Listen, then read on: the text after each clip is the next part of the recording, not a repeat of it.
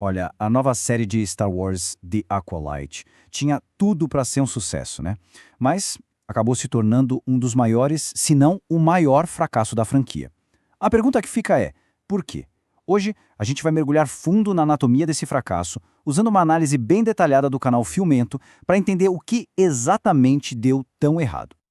Pra gente começar, é bom colocar as coisas em perspectiva, sabe? The Acolyte conseguiu um título que ninguém queria. A produção de Star Wars com a pior avaliação da história, sim, da história. Pior até que aquele famoso e infame especial de Natal que a própria Lucasfilm fez de tudo pra gente esquecer que existiu. Então, não estamos falando de uma falha qualquer. É um marco histórico negativo para a franquia.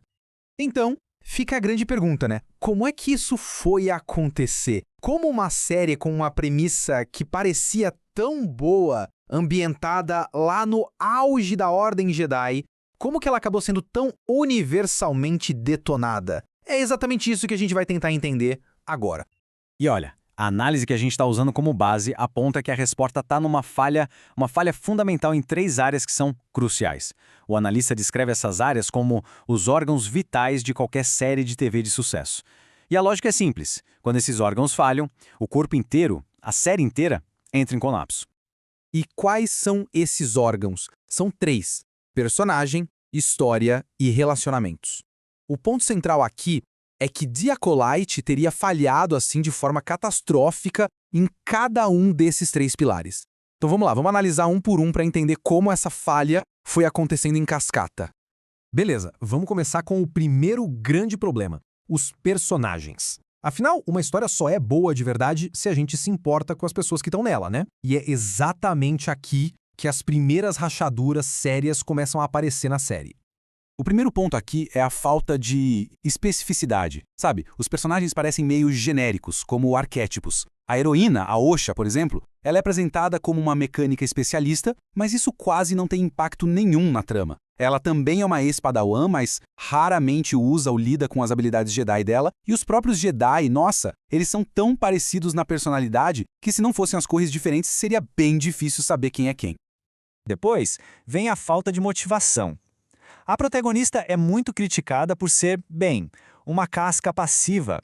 Em vez dela tomar decisões que fazem a história andar, ela é constantemente empurrada pelos acontecimentos. Ela é acusada de um crime, aí vai com os Jedi. Ela escapa, mas é por pura sorte, e depois é salva de novo pelos Jedi. Essa passividade toda torna a experiência de assistir, vamos ser honestos, incrivelmente entediante. E tem uma citação da análise que resume isso perfeitamente. É a seguinte: ela não move a história, ela é movida pela história. Pensa nisso. Um protagonista que não age, que só reage, é muito difícil conseguir manter o interesse de quem está assistindo. E por fim, dentro dos personagens, a falta de uma base pra gente dar valor às coisas. O que isso quer dizer? Pensa nas cenas de ação, como a primeira luta Jedi. Deveria ser super intensa, certo? Só que ela perde todo o impacto porque a gente não tem nenhum tipo de investimento naqueles personagens. A gente não sabe nada sobre a Mestra Jedi, nem sobre a assassina. Não entende o poder delas, as motivações. Sem essa base, a luta é só um espetáculo vazio, sabe? Sem nenhum peso emocional. Ok, vamos seguir para o segundo órgão vital, a história. Se os personagens são coração, a gente pode dizer que a história é o sistema circulatório. E no caso de The Acolyte, o fluxo simplesmente para no meio do caminho.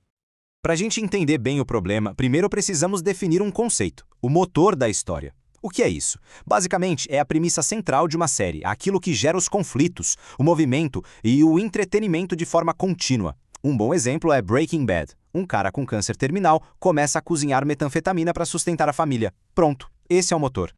O que acontece em The Acolyte é que esse motor da história simplesmente falha. A série começa com uma premissa forte, uma ex-padawan fugindo, tentando provar que é inocente. Isso tem urgência, tem propulsão. Só que aí já no segundo episódio, esse motor é desligado. Ela é inocentada e se junta ao Jedi. Toda aquela urgência, toda a propulsão da história de fugitiva some. A narrativa fica completamente à deriva.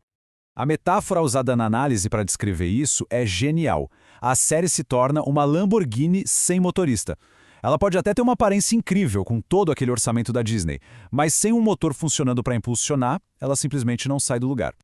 E para piorar tudo, os personagens nem parecem levar os próprios objetivos a sério. A assassina tem a chance de matar um Jedi e, em vez disso, o que ela faz? Fica batendo papo. Os heróis localizam a vilã, mas não fazem o esforço real para capturar ela. Fica aquela pergunta: se nem os personagens parecem se importar com a trama, por que quem está assistindo deveria se importar? Isso nos leva direto para o terceiro e último órgão vital que falhou: os relacionamentos. As interações entre os personagens deveriam ser aquele tecido que conecta toda a história. Mas aqui, esse tecido fino que nem papel. A crítica aponta que quase todas as interações são iguais. Elas são cordiais, superficiais e não têm conflito de verdade. A heroína conversa com o jovem Jedi exatamente do mesmo jeito que conversa com o mestre Jedi. Isso acaba tornando as cenas repetitivas, previsíveis, não importa quem esteja em cena.